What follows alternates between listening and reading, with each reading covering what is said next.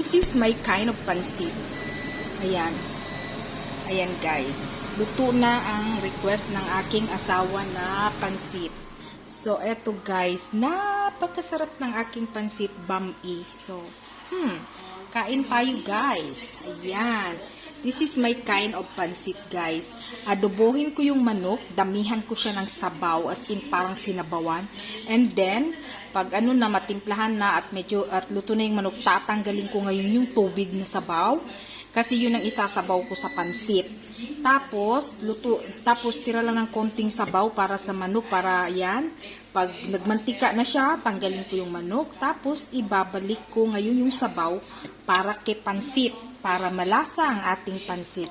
So this is my kind of pansit guys. Ayan. Tapos ibabalik natin toppings yung chicken adobo. So kain tayo guys.